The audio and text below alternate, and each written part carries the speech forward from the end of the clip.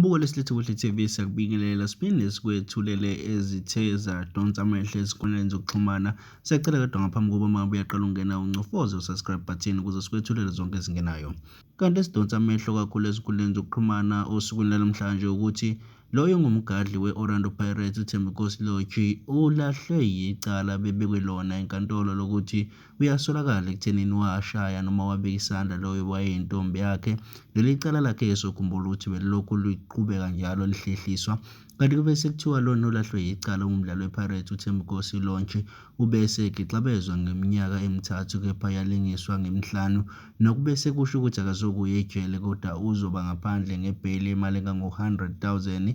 Lokho kube sekusho ukuthi akafunakali kube khona into azoyenza ephambene nomthetho, ngoba lokho kube sekumfaka phakathi ejele. Kanti kuphinde kwaqiniseka ukuthi loyo ongumdlali we-Orlando Pirates akulindelekile ukuthi atholakale noma abe nesibhamu.